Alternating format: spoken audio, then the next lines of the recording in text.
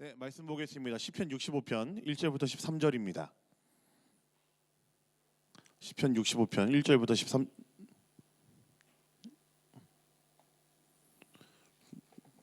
네, 또 이상한 애들이 와 있네. 네. 네. 시편 65편 1절부터 13절입니다. 우리 말씀 좀 길지만요. 한 절씩 같이 한번 보도록 하겠습니다. 한 절씩 볼게요. 제가 먼저 보겠습니다. 하나님, 시온에서 주님을 찬양함이 마땅한 일이니 우리가 주님께 한 서원을 지키렵니다. 우리의 기도를 들으시는 주님, 육신을 가진 사람이면 누구나 저마다 지은 죄 감당하기에 너무 어려울 때에 오직 주님만이 그 죄를 용서하여 주십니다. 주님께서 택하시고 가까이 오게 하시어 주님의 뜰에 머물게 하신 그 사람은 복이 있는 사람입니다. 그러므로 우리는 주님의 집, 주님의 거룩한 성전에서 온갖 좋은 복으로 만족하렵니다. 우리를 구원하시는 하나님, 주님께서 그 놀라운 행적으로 정의를 세우시며 우리에게 응답하여 주심으로 땅끝까지 먼 바다끝까지 모든 사람이 주님을 의지합니다.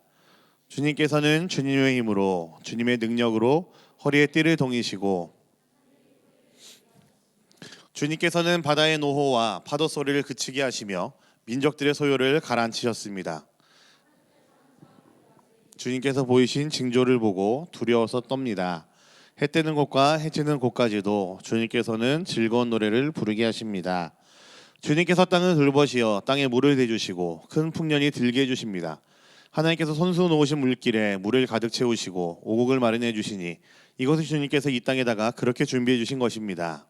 주님께서 또 밭이랑에 물을 넉넉히 대시고 이랑 끝을 마무르시며 밭을 담비로 섞으시며 돋는 색상에 복을 내려주십니다. 주님께서 큰 복을 내리시어 한 해를 이렇듯 영광스럽게 꾸미시니 주님께서 지나시는 자치마다 기름이 뚝뚝 떨어집니다.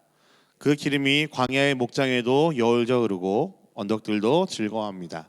같이 볼게요. 시작. 목장마다 양떼로 뒤덮이고 골짜기마다 오곡이 가득하니 기쁨의 함성이 터져나오고 즐거운 노랫소리 그치지 않습니다. 아멘. 네, 여러분 2024년 마지막 예배를 드리기 위해 우리가 모였습니다.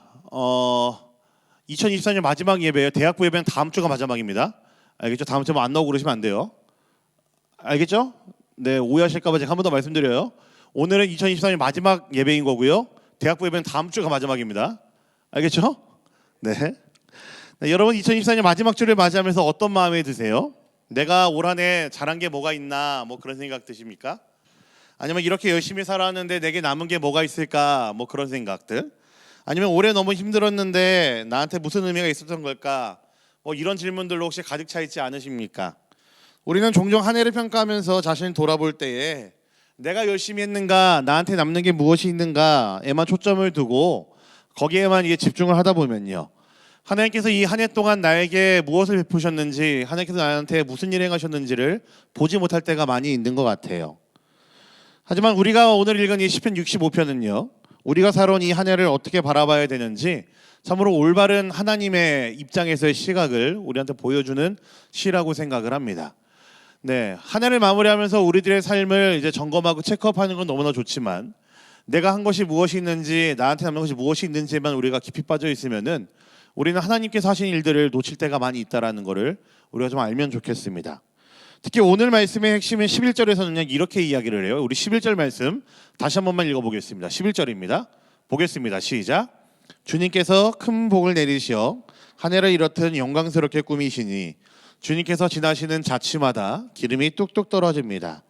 네, 이 말씀은요, 한 해를 마무리하면서 우리가 어떻게 이 1년을 2024년 어떻게 해석해야 되는지, 어떻게 바라봐야 되는지, 그리고 다가오는 새해를 우리가 어떤 마음을 맞이해야 되는지에 대한 바른 시선을 우리에게 제공해주는 말씀이라고 저는 생각을 합니다.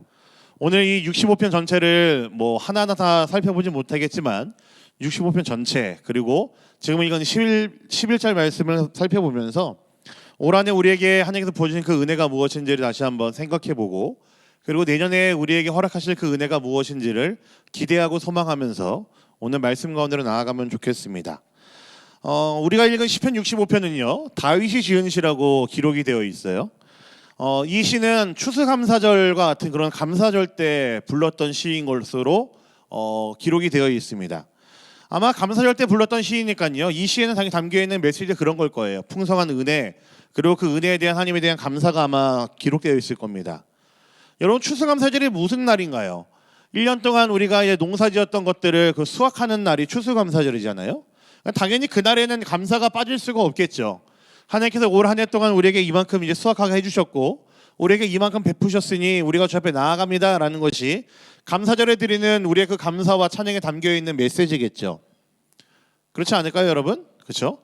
이스라엘은 농작물이 자라는 과정에서 하나님의 손길과 은혜가 없었다면은 이 수확물을 얻을 수 없었을 것이다라고 고백하고 있는 것이 바로 이런 감사절 때 드리는 그런 찬양들, 감사의 고백들이 바로 그런 내용들입니다. 그런데 여러분, 이 시에는요, 단순히 우리가 농업을 통해서 누릴 수 있는, 우리가 무엇인가를 해서 얻을 수 있는 그런 풍요로움, 그런 축복만을 이야기하고 있지 않아요. 이 시에는 무엇이 담겨 있냐면요, 하나님의 은혜가 우리 개인과 공동체 그리고 자연과 세계를 아우르는 그 모든 영역에서 나타나고 있다는 것을 이야기하고 있는 게 오늘 우리가 읽은 이 시입니다. 하나님께서 만물의 주관자이시고 하나님의 손길들이 닿는 그 모든 것들이기 때문에 우리가 누렸던 그 모든 것들을 은혜이고 감사이다라고 말하는 것이 바로 오늘 우리가 읽는 시편 65편에 담겨있는 메시지라는 이야기이죠. 그렇기 때문에 시편 65편에 있는 이 감사의 고백들이, 다윗의 고백이 지금 2024년 살고 있는 우리와는 전혀 무관하지 않다라는 이야기입니다. 지금 우리가 적용이 가능한 말씀드리고 우리가 살고 있는, 누리고 있는 모든 시간들은 이때 다윗이 누렸던 하나님의 그 은혜가 지금도 여전히 그 하나님이 동일하시다고 한다면은 우리 모두가 똑같이 누리고 있는 은혜이기 때문에 우리 모두는 다 이 고백을 동일하게 할 수 있다는 이야기입니다. 우리의 모든 상황들 속에서 우리가 감사로 주 앞에 나아가는 그 자리에서, 그 순간에도 우리는 이 다윗과 동일한 고백으로 주 앞에 나아갈 수 있다는 이야기이죠. 오늘 말씀을 좀 사실은 다 디테일하게 살펴보진 못할 것 같아요. 그래서 좀 이게 구조만 좀 살펴보면서 이 메시지를 좀 살펴보려고 얘기하는데, 다윗의 이 고백 가운데 제일 먼저 등장하는 고백은요, 1절부터 4절까지로 묶을 수 있을 것 같아요. 근데 다윗이 무슨 고백을 하냐면요, 하나님과의 관계에서 누리는 그 은혜들, 그것에 대한 감사를 고백을 합니다. 여러분, 이스라엘은 죄 때문에 하나님 앞에 나아갈 수 없는 자들이었습니다. 하나님께서 그래서 이스라엘을 항상 치셨고 그들을 심판하셨고 그들에게 항상 경고의 메시지를 보내셨었죠. 그런데 오늘 말씀 보시면은 하나님께서 그들에게 이렇게 얘기하세요. 그들의 죄를 용서하시고 다시 가까이 하기를 원하신다라는 말씀들이 기록이 되어 있습니다. 다윗은 이것을 기가 막히게 알았어요. 오늘 우리가 읽은 이 말씀 3절 4절 보시면요, 하나님이 나를 용서하셨다, 하나님이 나와 가까이 계시다라고 다윗이 고백을 하고 있다는 겁니다. 여러분, 이게 얼마나 우리에게 축복인 줄 아세요? 이곳에 모여있는 대다수는, 우리 대다수는 신앙인이기 때문에 제가 좀 신방을 다니다 보면은 저한테 이런 고백을 많이들 합니다. 아마 지금도 올 한 해를 정리해보라고 했을 때에 이런 생각들 제일 먼저 드는 사람도 있을 거예요. 나는 올 한 해 좀 하나님과 멀리 떨어져 있었던 것 같다. 나는 좀 올 한 해는 좀 여러 가지 많은 일들 때문에 신앙에 더 힘을 내지 못했고 더 신앙에 좀 열심을 가하지 못했던 것 같다라고 하면서 자기 반성하는 사람들이 많이 있습니다. 그렇죠? 네, 제가 신방할 때 저한테 그렇게 얘기하는 사람들 많이 있고요. 아마 지금 여기 거의 있는 우리 모든 신앙인들 중에서도 올 한 해를 정리해 보세요라고 그러면은 그런 자기 반성이 먼저 나오는 사람들이 아마 많이 있을 겁니다. 근데 오늘 다윗이 말하고 있는 것이 무엇인가 하면요, 이런 신앙의 넘어짐, 부족함, 스스로의 자책이 다 있음에도 불구하고 우리 하나님께서 뭐라고 얘기하신다는 거예요? 그런 우리를 포기하지 않으신다라고 이야기하고 있는 겁니다.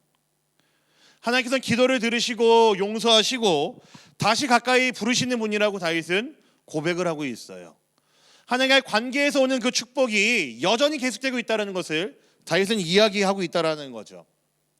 제가 양육반을 하다 보면요, 여러분들 질문을 받아요. 제가 양육반 때 제일 많이 하는 말이 뭐냐면은 질문하라는 이야기를 많이 해요. 궁금한 거 물어봐라. 그리고 이제 머리로 이해가 안 되면 그냥 넘어가지 말고 계속해서 물어봐라는 이야기 많이 합니다.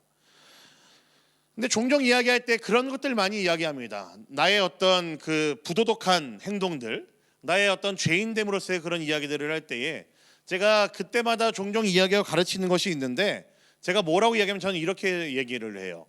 그리스도인은 때로는 뻔뻔해야 된다라고 저는 가르칩니다. 근데 뭐 제가 왜 그런 얘기인지 설명할 거예요. 그렇게 놀라지 마세요.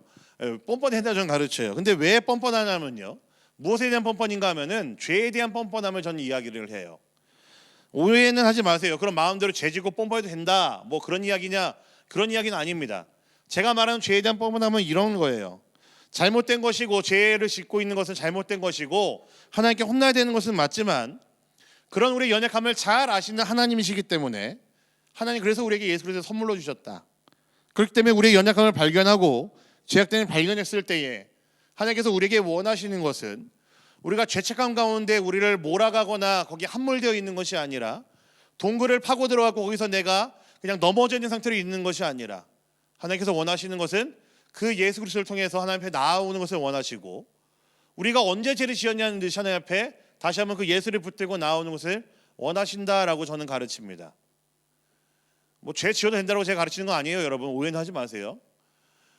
우리가 연약한 것을 하나님께서 알고 계시기 때문에 우리가 넘어진 것을 하나님께서 알고 계시기 때문에 우리에게 예수님을 주셨는데 그 예수님이 우리에게 하신 일들이 우리가 무엇인지 안다면은 우리는 동굴 파고 있을 수 없고 우리는 그 일에 함몰되어 있어서 죄책감과 자책 가운데 나아갈 수가 없다라는 이야기입니다.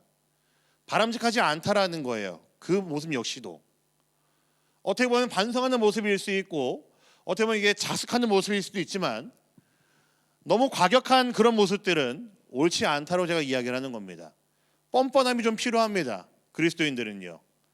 내가 죄짓거나 뻔뻔한 게 아니라 죄를 지었음에도 불구하고 나를 용서하시는 하나님이 있다는 사실을 안다면은 때로는 우리는 그 하나님을 의지해서 예수님을 의지해서 하나님께 나아갈 수 있다라는 이야기입니다.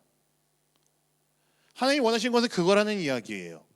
죄를 지었다 그 자리에 가만히 머물러 있고 울고불고 하는 그거를 원하시는 게 아니라 언제든지 하나님을 다시 한번 바라보며 예수를 통해서 다시 한번 하나님께 나아갈 수 있는 것을 하나님은 원하신다라는 거죠. 여러분 우리 하나님은요 실패의 자리에서 우리를 용서하시고 실패의 자리에서 우리를 일으키시는 분이십니다. 저는 여러분들이 그 하나님의 은혜를 더 누리면 좋겠어요. 저는 여러분들이 예수를 믿는 사람들이라고 했었을 때에 여러분 오해하지 않으시면 좋겠습니다. 예수 믿는다고 해서요 여러분이 죄를 안 짓거나 여러분들이 뭐 신선처럼 되는 일은 거의 없습니다. 그런 일은 없어요.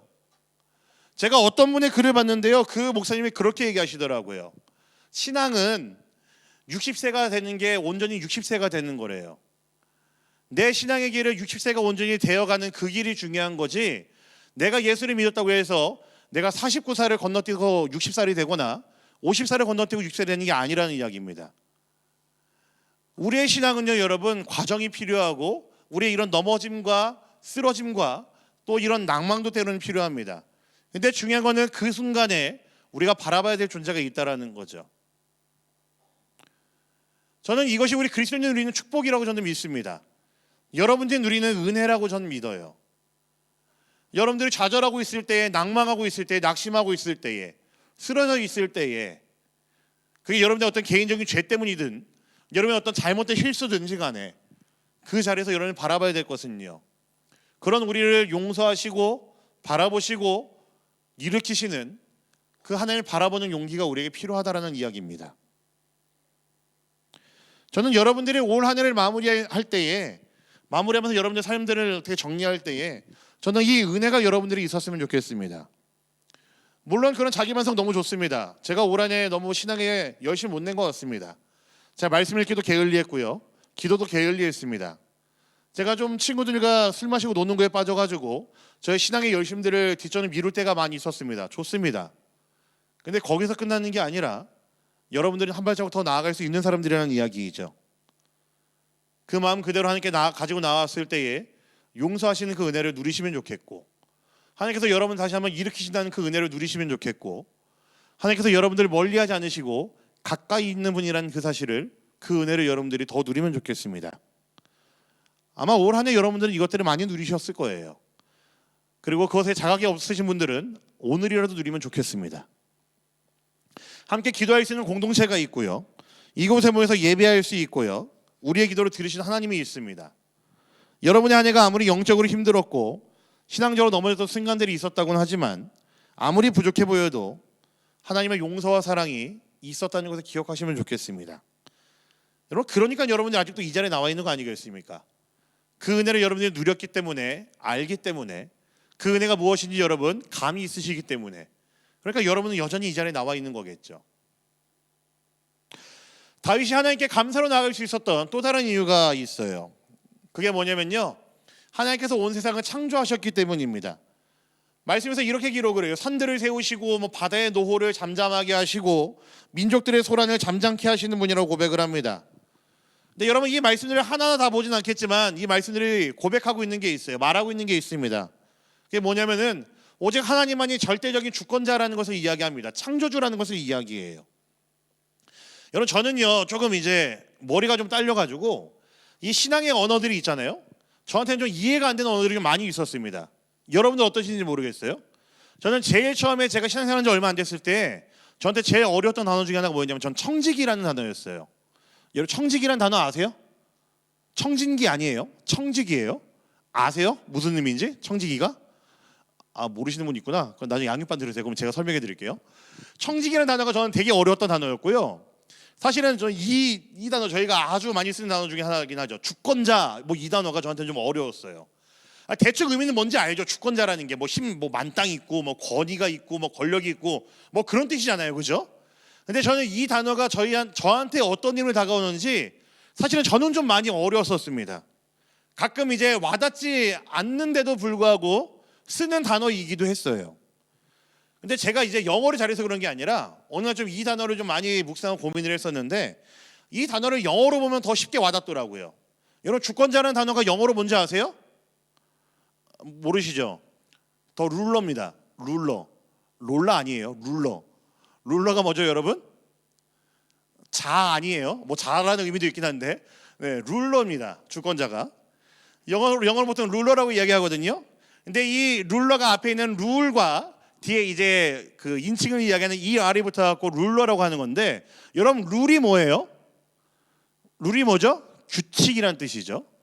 근데 항상 모든 영어가 그렇듯이 라틴어의 그 어원을 살펴보니까요, 이 룰이라는 단어의 어원이 뭐냐면요, 레구라라는 라틴어입니다. 근데 이 레구라라는 단어가 뭐냐면요, 이런 뜻이에요. 똑바로 놓다, 기준이 되다, 바르게 섰다, 뭐 이런 뜻이 바로 이 뜻입니다. 그러니까 주권자, 그리고 이게 룰러라는 단어라고 한다면요, 딱 이 뜻이에요. 기준이 되는 존재, 질서를 유지하는 존재, 바르게 서 있는 존재, 이런 뜻이라는 거죠. 무슨 말인지 알겠어요?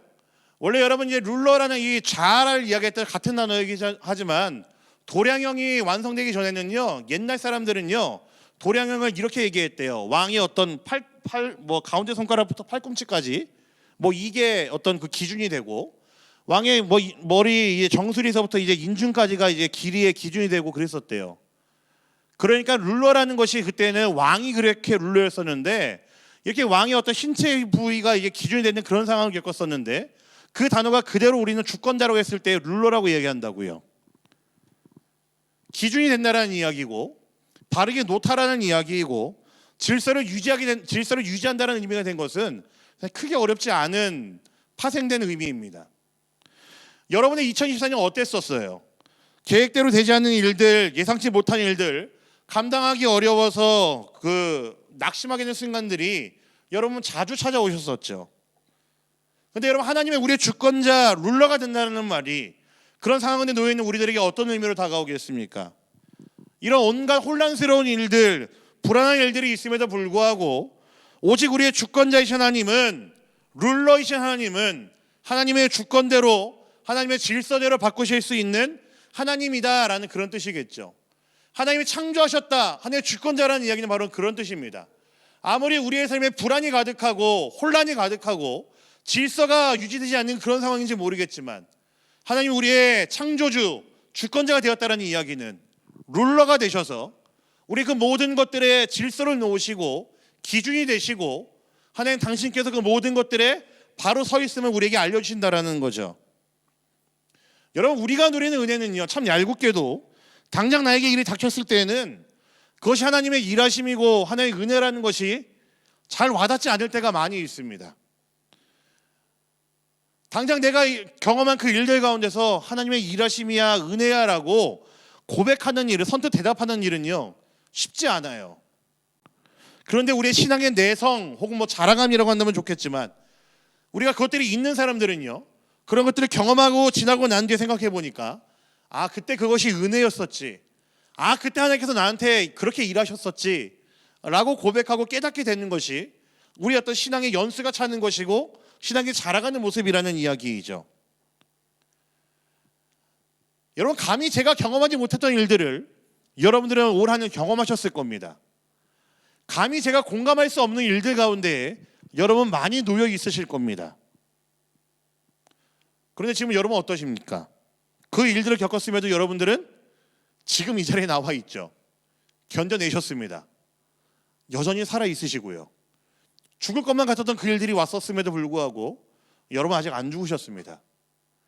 보란 듯이 그리고 아무렇지도 않게 지금 이 자리에 앉아 계세요. 여러분 이게 은혜 아니겠습니까? 주권자이신 하나님께서 여러분의 삶 가운데에서 당장은 힘들고 죽고 싶었겠지만 여러분의 삶 속에서 질서를 유지하셨고 여러분을 돌보셨고 여러분을 이끄셨다라는 이야기입니다. 여러분이 누리고 있는 그 모든 것들이 그때 경험했던 그 모든 순간순간들이 여러분 지금 한번 생각해 보십시오. 하나님 은혜의 순간들을 여러분 찾으실 수 있을 겁니다. 우리 오늘 말씀 11절 한 번 더 읽어볼까요? 11절입니다. 같이 볼게요. 오늘 말씀 11절 보겠습니다. 시작. 주님께서 큰 복을 내리시어 한 해를 이렇게 영광스럽게 꾸미시니 주님께서 지나시는 자치마다 기름이 뚝뚝 떨어집니다. 여러분 다윗의 마지막 고백은 이거예요. 우리를 용서하시고 가까이 하시는 하나님, 온 세상을 창조하시고 주권자이신 그 하나님께서 우리의 삶을 풍성한 열매로 채우시고 은혜를 공급하시는 분이다라는 고백을 하고 있습니다. 비를 내려서 땅을 윤택하게 하고 있는 것처럼 곡식을 자라게 하시고 들판과 골짜기를 가득 채우시는 것처럼 그 풍성하게 축복하시는 그 하나님께서 그 열매들로 그 은혜들로 우리들의 삶 또한 가득 채워주고 있다는 이야기입니다. 여러분 2024년 한 해 동안 여러분이 겪은 일들이 바로 여러분들에게 그 풍성한 열매를 맺게 하기 위한 하나님의 일하심이었다는 그 고백이 여러분들에게 있으면 좋겠습니다. 다윗의 이 고백이 너무나 귀하죠. 자신의 삶이 녹록지 않았을 것이 분명하지만 다윗은 그럼에도 하나님께서 자신에게 복을 주셔서 지난 한 해를 영광스럽게 꾸며놓았다고 고백을 하고 있습니다. 한 해를 이렇게 영광스럽게 꾸미시니 다윗이 그 감사의 순간을 고백하는 것은요, 하나님께서 나 이 모든 순간들 가운데에 하나님께서는 영광스럽게 꾸며놓으셨고 나에게 풍요의 축복을 허락하셨다라는 고백입니다. 기름이 뚝뚝 떨어진 것 같은 그런 풍요로운 은혜들을 나에게 허락하셨다라고 고백을 하고 있습니다. 여러분 잠시만 생각해 보시죠. 여러분들이 모르고 지나쳤던 은혜들이 얼마나 많이 있습니까? 예상치 못했던 도움도 많이 받았을 것이고 생각지도 못한 사람으로부터 오는 격려를 받았을 것이고 치열한 하루를 살았지만 뭐 1시간이든 2시간이든 잠시 누릴 수 있는 그 쉼의 시간들도 여러분들에게 있었을 것이고 교회에서 받은 엄마 생각이 이제 물씬한 그런 반찬들도 은혜의 순간들이었을 거고요. 교회 오면 있는 잘생기고 멋있는 목사님의 설교를 들을 수 있는 것도 은혜의 순간들이 표정들이 좋지 않네. 은혜의 순간들이었을 것이고 기도에 능숙하진 않지만 잠깐이라도 함께 기도하자라고 섰을 때에 눈을 감고 기도했던 그 순간들조차도 여러분 은혜의 순간들이 맞다면은 그리고 그 모든 순간들을 이야기할 수 있는 이 시점에 같이 또 교회에 나와 있고 공동체가 함께 모여서 그 이야기를 듣고 있는 것이 맞다고 한다면은 여러분 이 모든 것들이 기름방울이 뚝뚝 떨어지고 하나님께서 우리들에게 영광스럽게 한 해를 마무리하고 있다라는 그 마음이 느껴지는 은혜의 시간들, 감사의 시간들 아니겠습니까? 이 은혜를 찾아내고 감사할 줄 아는 여러분이 되면 좋겠습니다. 여러분 올 한 해를 여러분 다시 한번 돌아보세요. 하나님께서 일하심이 아마 더욱더 많이 있을 것이고 하나님께서 여러분들에게 부어주신 그 은혜들이 굉장히 더 많이 있을 겁니다. 여러분의 순간순간들이 은혜였다라고 여러분들은 고백하실 수밖에 없을 겁니다. 그 은혜를 찾아내시는 여러분들, 그 은혜에 감사할 줄 아는 여러분들이 되면 좋겠습니다. 여러분 경이롭다라는 말의 뜻을 아시죠? 경이롭다 아시죠? 네, 우리는 언제 경이롭다라는 말을 사용하죠? 저는 보통 이 경이롭다라는 말을요 하나님이 창조하신 그 자연을 볼 때에 저는 스스로 그때 사용을 합니다. 제가 한 5년 전쯤에 미국에 간 일이 있거든요. 미국에 가갖고 그때 그랜드 캐년 보셨어요? 지금 자랑하고 있는 거예요. 그랜드 캐년, 브라이스 캐년 보셨나요? 브라이스 캐년이라는 게 있는 것도 몰랐죠, 여러분? 네, 그 브라이스 캐년도 봤고 자이언 캐년이라고 들어보셨어요? 네, 못 들어보셨죠? 네, 그런 것도 있습니다. 제가 그런 것들 이렇게 보고 올 일이 있었는데요. 그 캐년 발음 잘해야 되는데 그 협곡 앞에서 섰을 때에 제가 느끼게 된 감정이 뭐였냐면은 저는 이걸 보면서 어떻게 하나님이 창조를 안 하셨다고 얘기할 수 있지라는 말이 저는 사람의 그 심성과 사람의 머리에서 나올 수 있는 말인가라는 생각이 들더라고요. 그 경이로움을 보면요, 하나님의 창조하심을 고백할 수밖에 없다라는 게 저의 결론이었어요. 근데 그것을 보고 난 다음에 제가 올해 1월에 리장에 있는 옥룡설산과 이제 호도엽 이제 트레킹하면서 보게 되는 그 자연을 보니까요, 저의 어떤 개인적인 생각이에요. 미국에서 보는 그랜드 캐니언 그런 것들과는 비교가 안 되지만 더 멋있습니다. 옥룡설산이랑 그 호도엽 트레킹할 때 보는 그 산들은요. 네, 이미 뭐 마감은 되었고 여러분 올해는 못 갈 텐데 나중에 또 혹시 기회가 돼서 신청하게 되면 꼭 기억하셔서 신청하시라고요. 그런 것들을 볼 때에 저는 경이롭다라는 생각을 많이 해요. 고백을 하게 됩니다. 그런데 제가 지금 솔직하게 말하자면요, 그렇게 그 자연들을 보면서 경이롭다라고 말하는 그것보다 저는 지금 더 경이롭다라고 생각할 수 있는 것이 하나가 있어요. 저는 뭘 더 경이롭게 여기냐면요, 저는 여러분들 보면 경이롭다는 마음이, 경이롭다는 고백이 나와요. 여러분 때문에 그렇습니다. 왜 그런지 아세요, 여러분? 이로 말할 수 없는 아픔과 곤란, 불안 가운데 있는 여러분들이죠. 앞이 보이지 않는 막막함, 뭐 취업에 대한 고민들, 앞에 해결되지 않는 여러 가지 일들에 대한 그 짓눌림, 그리고 뭐 물려짐, 뭐 그런 것 때문에 놓여 있는 게 여러분들이잖아요. 쉽지 않은 삶을 살아가고 있는 것도 여러분들이라고 저는 생각을 합니다. 그런데 그런 여러분들은요, 지금 이 자리에 나와 있습니다. 저는 그래서 그 하루하루를 버티면서 살아온 여러분들의 삶이 경이로워요. 이게 목사가 해야 될 말인지 모르겠지만요, 제가 종종 얘기했었지만 저는 여러분들이 교회에 와주는 것만 해도 참 감사하고 기쁩니다. 뭐 그 의미는 뭐 여러 가지 해석할 수 있겠지만 저는 여러분들이 그 힘든 여러분들의 일상을 이겨내고 그 일상들을 뚫고 여러분들이 교회에 나오는 것만으로도 좀 감사하고 기쁘고 좋습니다. 근데 그 모든 일상들을 매일매일 이겨내고 지금 한 해를 마무리하는 이 시점에 여러분들이 이 자리에 앉아있고 나와 있다는 것은요, 저한테는 참 경이로운 일인 것 같아요. 좌절하고 싶을 때도 더 많았을 것이고, 그만두고 싶을 때도 많았을 것이고, 당장 다 때려치고 돌아가고 싶을 때도 많았을 텐데 그것들을 이겨냈다는 것만으로도 경이롭고, 그런 자리를 이겨내면서 때로는 이제 낮잠으로 늦잠으로 이런 삶을 허비할 수 있었을 텐데 그렇지 않고 다시 한번 이 공동체가 모이는 이 자리에 나올 수 있다라는 게, 나와 있다라는 게, 함께 모여서 예배할 수 있다라는 게, 그런 여러분들을 보면 참 경이롭습니다. 그래서 저한테는요, 그런 자연 경관들이 경이로운 게 맞지만 지금은 당장 저에게 있는 경이로운 존재는 저는 여러분들이에요. 여러분들의 매일매일 삶을 제가 어느 정도 알고 있고 들었으니까 그 경이로움은 더해가고요, 여러분들의 얼굴이, 여러분들의 존재가 참으로 경이롭다는 생각을 저는 매주 하게 됩니다. 특히 오늘은 그 고백을 더 힘을 실어서 얘기할 수밖에 없게 되네요. 올 한 해에도 여러분 경이로운 존재로 이끌어 오신 하나님의 은혜를 더욱 생각하면서 은혜들을 하나씩 세워보는 여러분이 되면 좋겠습니다. 참으로 하나님께서 여러분들의 삶을 이끄셨음을 기억하시면서 그 하나님께로 감사로 나아가는 여러분 모두가 되면 좋겠습니다. 제가 여러분 시편 65편은요 다윗의 고백이라고 말씀을 드렸잖아요. 근데 설명을 처음에 할 때 이렇게 얘기했어요. 다윗의 고백을 했고, 다윗의 감사의 고백을 얘기를 했고, 감사절 때 하는 고백이라고 얘기를 했잖아요. 그렇죠? 여러분 감사절 때 이 고백을 혼자 할까요? 아니면 공동체가 할까요? 여러분 생각은 어떻습니까? 어떻게 할 것 같아요? 이 고백을 공동체가 합니다. 참 재밌죠? 개인이 하는 것도 뭐 고백이지만 이런 시편에 있는 고백들은요 항상 공동체가 따라서 고백하는 게 이 시편들의 고백들이에요. 한번 잘 생각해 보실래요, 여러분?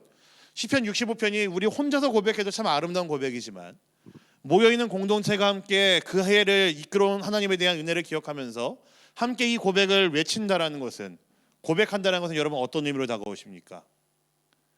그래서 우리 공동체가 참으로 아름답고 좋은 겁니다. 우리가 살핀 이 고백들이 나만의 감사와 나만의 고백으로 끝나는 것이 아니라 모여있는 우리 모두가 함께 감사할 수 있고 함께 그 은혜를 찾을 수 있고 그래서 함께 기뻐할 수 있다고 한다면은 여러분 이거는 참으로 하나님께서 우리에게 허락하신 축복이 맞고 올 한 해를 우리가 마무리할 때 우리에게 허락하신 선물과 같은 것이 저는 맞다라고 저는 생각을 해요. 저는 이 기쁨과 감사를 나만 누리는 게 아니라 은혜를 세어보는 일을 여러분 한 사람들만 누리는 것이 아니라 우리 모두가 다 함께 그 기쁨을 동참하면 좋겠고 그 기쁨 가운데 우리가 함께 감사로 주 앞에 나아가면 좋겠습니다. 그래서 여러분 올해 마지막이니까 한번 서로 얼굴 보면서 이런 이야기 한번 해보면 좋겠어요. 하나님이 올 한 해를 참 영광스럽게 꾸며 오셨어 얘기해 보면 좋겠습니다. 네, 부끄럽지만 해볼까요? 하나님이 올 한 해를 참 영광스럽게 꾸며 오셨어. 한 번만 더 합시다. 하나님이 내년에도 참 영광스럽게 꾸며 가실 거야.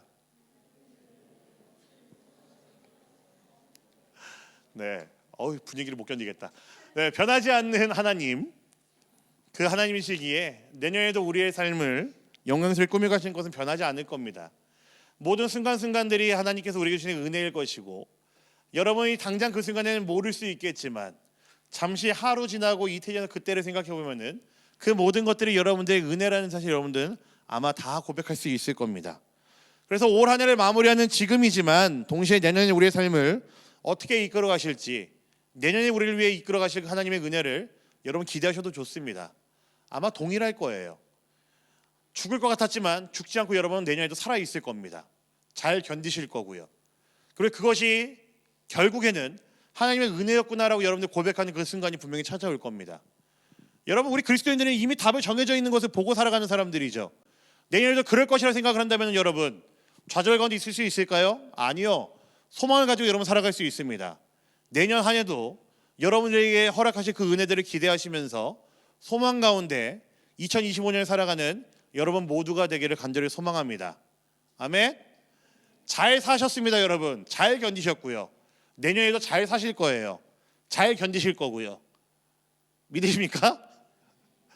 아니에요? 혹시 내년에 자살할 계획 있으신 분 없죠? 그런 거 없죠? 네. 잘 사실 겁니다. 여러분 그 하나님의 은혜들이 여러분 삶 가운데 가득할 것이고 매일매일 여러분 삶 가운데 수놓는 하나님의 은혜들이 될 건데 그 은혜들을 가득히 경험하는 여러분 모두가 되기를 우리 주님의 이름으로 간절히 부탁드립니다. 아멘. 아멘.